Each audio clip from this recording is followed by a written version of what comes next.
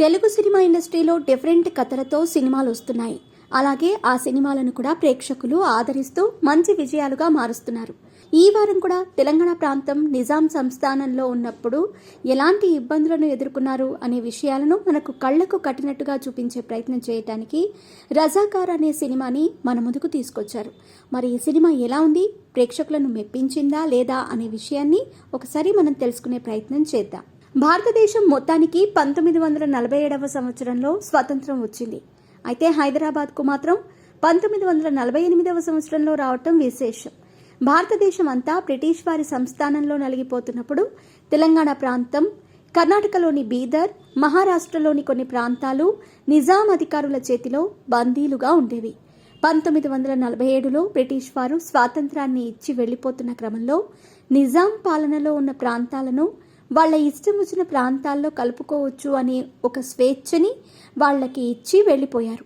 దాంతో అప్పటి నిజాం రాజు మకరన్ దేశ్ పాండే ఈ ప్రాంతాన్ని సెపరేట్గా రజాకారులని ప్రైవేట్ సైన్యంగా పెట్టుకుని తుర్కిస్తాన్ అనే ప్రాంతంగా ఏర్పాటు చేయాలని అనుకున్నాడు. ఇక దానికి అనుకూలంగానే ఈ ప్రాంతంలో ప్రజలు బ్రతకాలంటే బిడ్డ పుట్టినా పన్ను, చనిపోయినా పన్ను కట్టాలని విపరీతమైన ఇబ్బందులకు గురిచేయటంతో విసిగిపోయిన జనం రజాకార్లపై తిరుగుబాటు చేసిన పోరాట యోధులు ఎలాంటి ఇబ్బందులను ఎదుర్కొన్నారు, రజాకార్లపైన తెలంగాణ ప్రజలు ఎలాంటి విజయాన్ని సాధించారు, ఇక అందులో భాగంగానే అప్పటి సర్దార్ వల్లభాయ్ పటేల్ ఈ ప్రాంతాన్ని ఇండియాలో ఎలా కలిపారు అనే కథాంశంతో ఈ సినిమా ప్రేక్షకుల ముందుకు వచ్చింది. ఈ సినిమా విశ్లేషణ విషయానికి వస్తే గనక ఈ సినిమాలో దర్శకుడు యాటా సత్యనారాయణ తీసుకున్న పాయింట్, ఒకప్పుడు తెలంగాణ నిజాం సంస్థానం ఆధీనంలో ఉన్నప్పుడు వాళ్ళు ఎలాంటి ఇబ్బందులను ఎదుర్కొన్నారు, వాటిని ఇప్పటి జనానికి చూపించటమే లక్ష్యంగా పెట్టుకుని ఆయన ఈ సినిమా తీసినట్టుగా కనిపిస్తుంది. సీరియల్ డైరెక్టర్ అయినా కూడా చాలా గ్రాండ్గా ఇండస్ట్రీకి ఎంట్రీ ఇచ్చాడనే చెప్పాలి. ఇక డైరెక్టర్, ఆర్టిస్టుల దగ్గర నుంచి పర్ఫార్మెన్స్ రాబట్టుకోవటంలో చాలా వరకు సక్సెస్ అయ్యారు.